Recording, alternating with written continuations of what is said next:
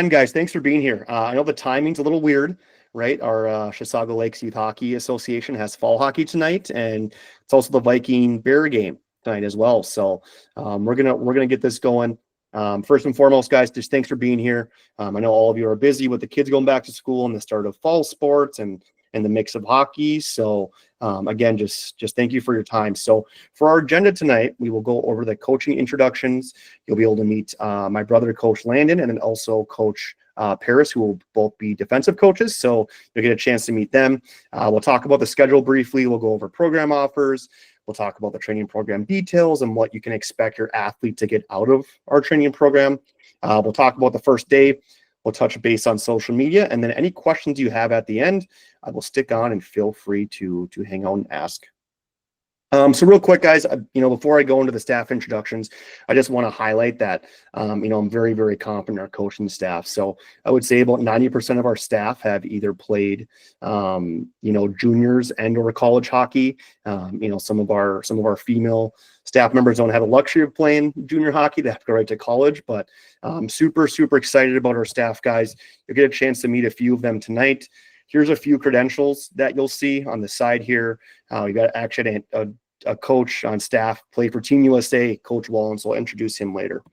So guys, my name is Corey Lushenko. I am the owner and director of Lushenko Hockey. I have 14 years of skills coaching experience, currently the high school hockey coach. I work in education. I've been in education for 8 years. I've also been in administration. I've been an assistant principal. So, interacting with the youth hockey players and youth athletes in general, I'm very, very comfortable with. And, a little background on myself. I'm from Chisago. I played junior hockey for 2 years. I played college hockey. I also ran college track. And I always say this, but, my expertise and knowledge in both, speed development off ice and then hockey development on ice, I think it's kind of a perfect storm. I can kind of incorporate, and really build off the dry land and connect it to the on ice. And, during camp, I will be coaching primarily the forwards. I might pop back with the D a little bit, but I played forward my whole life, and, I'm probably best suited there. So that's enough about me. I'm going to pass it over to my brother, who's going to be working with the D, Coach Landon.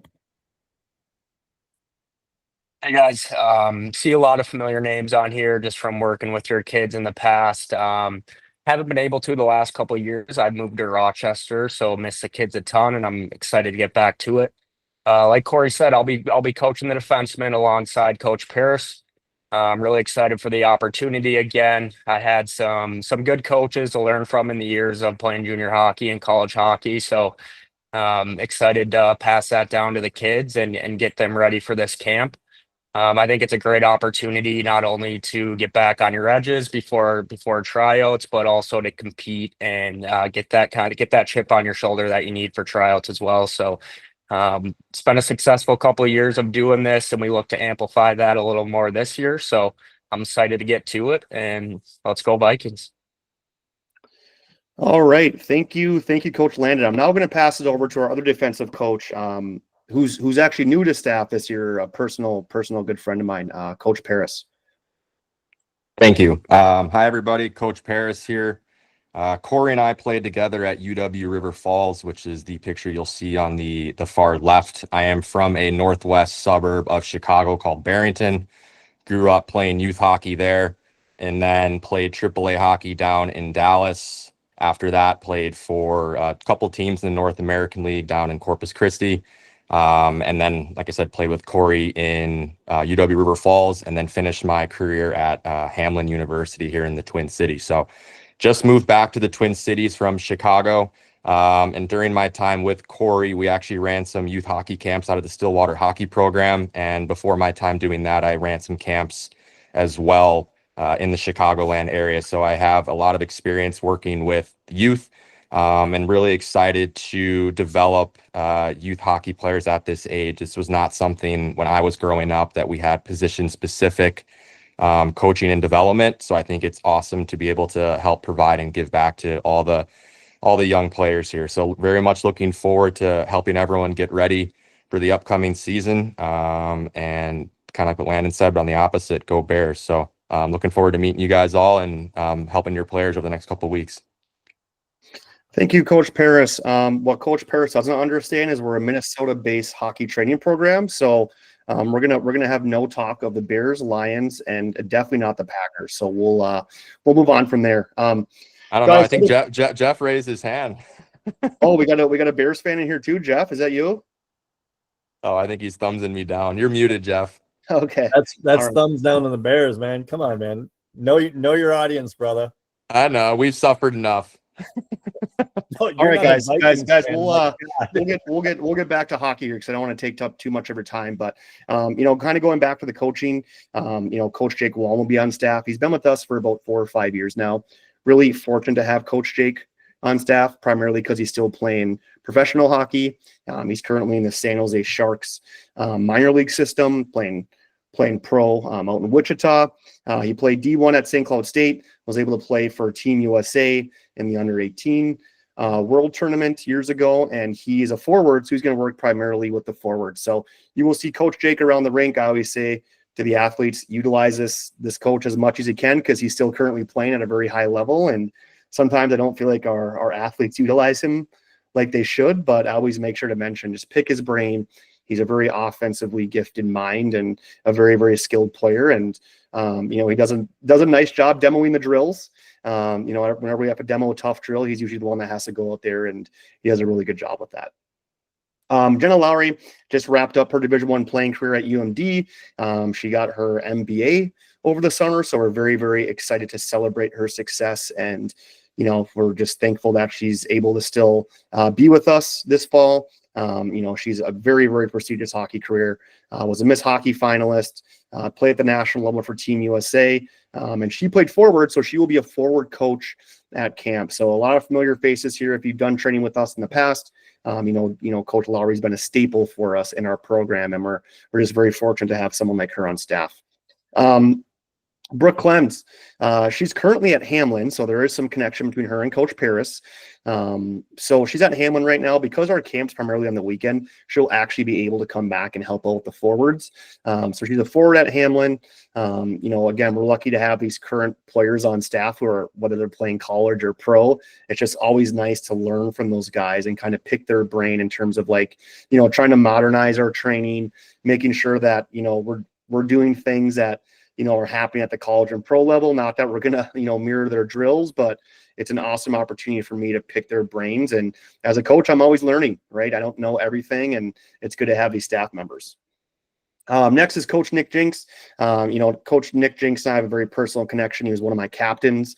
I've known, Coach Nick for a very, very long time. He's going to be a forward coach. He's going to help primarily in dry land, but he will pop on the ice periodically. Tate Swanson. So Coach Tate, if you go to school in the Chisago Lake School District, you'll probably see Tate. He is a health and physical education teacher. He's our dryland coach, and just with his knowledge, setting up activities, he's really big on reps and making sure lines aren't very long. So he kind of has that, physical education teacher brain going, but he'll be our dryland coach primarily. I know he does a really good job with the kids. He makes it fun. He makes it engaging, and, he's going to push you guys pretty hard because, as we near tryouts, we got to put a very, very big emphasis on the cardiovascular endurance. So I'm excited to have Tate back from another round here too. Guys, just a quick touch on the schedule here, but we have a 3-week training program. We're going to start September 14th and end September 29th. You should have access to this, but you can click here for the schedule. Everything is set. There will be no changes. So the schedule is what it is. I'm going to go into program offers now. So, kind of like Coach Paris said, years ago, I thought to myself, I said, okay, we offer a 7-week summer program. How can we extend that? How do we extend that? We work on position-specific training. Now, we'll do that periodically in our 7-week program in the summer, but, really, really important before tryouts to get that position-specific training so you can go out there and be comfortable and confident in your game. We're going to do one yoga session, guys. That seems to be really helpful this time of the year because, tryouts can cause a little bit of that anxiety, right? There's a little bit of pressure on the athletes if they want to make the team they want to end up on. And, the yoga just kind of helps relax their mind, relax their muscles. There's going to be about 12 hours of training. There's off ice and on ice, and we'll do a lot of film. We do a ton of film at camp. So we have position-focused classroom sessions. So you'll see Coach Paris and Coach Landon work with the D. They'll do film sessions with those athletes. And then, Coach Wall and Coach Clems and Coach Lowry and I will do a lot of the forward film sessions. So it's going to be really, really fun to kind of expand the knowledge of our athletes and make sure that they're understanding the intricacies of their position.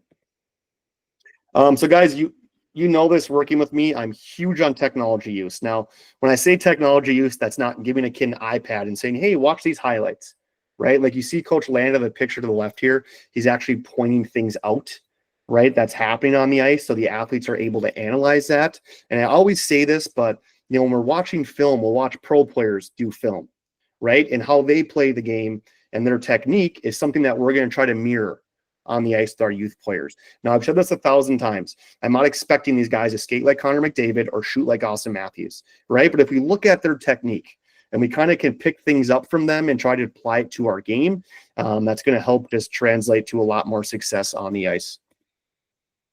So for the forwards, it's going to be a lot of skating, a lot of puck skill, shooting, stick handling. The big thing is going to be zone entries, right? That's a big thing in hockey now. Like when you're carrying the puck up the ice, can you successfully enter the zone with the puck on your stick?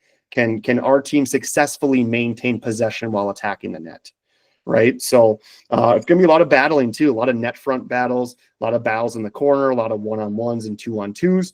The reason we do that is because A, it's very game-like, right? You battle a lot in the game of hockey. B, it's really taxing. So the more you battle in a practice, the more tired you're going to get. And if you think about tryouts, let's say tryouts is a week long, right? The athletes are probably going to feel good on that first day. That last day, they might not feel very good, but the better shape you're in, the less you're going to have to prioritize on recovery, right? The athletes should be recovering after every session in tryouts anyways. But if you go in there in really good shape, your legs won't be as gassed as tryouts progress. Okay, so forward, just expect a lot of puck movements. Like I said, a lot of battlings, 2-on-1s, 2-on-2s, 3-on-3s, and a lot of full ice. For the defensive program, again, you'll see skating at the top. Defensemen, you see these defensemen like Kill, McCarr, and Quinn Hughes, and they completely change the way that defensemen play hockey because they're basically a fourth forward at times, right? So going to be a lot of skating. We'll talk a little bit on zone entries because we do want our D to be offensive if they have time and space, and we don't just want to always sit back and be in a defensive mindset. And kind of the same thing with forwards. D, you're going to get a lot of one-on-ones, two-on-ones, a lot of battling in the corner. So just get ready to compete and try to win some loose puck battles. And, that can be the difference in a tryout. You winning a couple loose puck battles in the corner and, clearing the puck out of the zone compared to being hemmed in the D zone. So, really excited to work with the D and, we're just really eager to kind of get this thing going. So this question comes up a lot. So for our squirt athletes, if you signed up as a forward/D, that's totally okay. Right. I don't think it's always necessarily, a good idea to select a position when you're younger, because what I see happening is like, if you're a squirt and you only want to play D, that's fine. But throughout your career, you won't work on your offensive skills. You won't work on being offensive in a one-on-one. You don't really get a chance to develop your creativity with the puck. So if you signed up for forward/D, how we usually do this is if there's 6 sessions total, you'll do 3 forward sessions, 3 D sessions. Okay. If we feel that an athlete's maybe showing a little bit more strength, or, you talk to your athlete or they talk to me and they're like, hey, I want to do 4 forward sessions and 2 D sessions, or vice versa, we can always accommodate that to that too. It doesn't have to be the 3 and 3 split, but, kind of leave that up to you guys. And again, if you sign up as a forward and D, just expect to play both positions during camp. And if you sign up primarily for a forward or primarily a D, then you will stay there throughout camp. In terms of our off ice, like I said, guys, because tryouts are so taxing, not only physically but mentally, we're going to put a very, very large emphasis on cardiovascular endurance, right? Because it's the athletes who don't get beat down as much as tryouts go on, who can perform well at the end, and you always want to make sure in a tryout situation you're ending strong. We're going to do a lot of agility. I have yoga to be determined, so I'm consulting with my sister. Her name is Megan Miller now, formerly Megan Lushenko. She's our yoga coach. So I will update the schedule. We're either going to have yoga on the last day or the second to last day. So again, second to last day or last day, I will let you know. And then kind of how it's going to work for off ice. We'll do about 50 minutes of off ice, like dry land work with the speed, strength, and conditioning.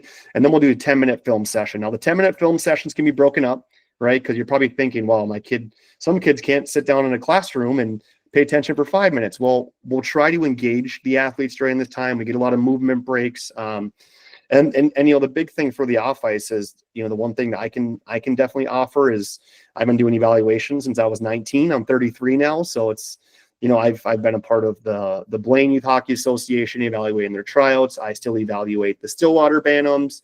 You know, and I also evaluate the Roseville Matamida youth players. So, you know, there's certain things that I look for specifically in an evaluator or as an evaluator, and those are tips that I'm going to share with your athletes to kind of help them stick out more. Because the whole point of tryouts is you want to go there and perform well, and you want to kind of stand out from the crowd, right?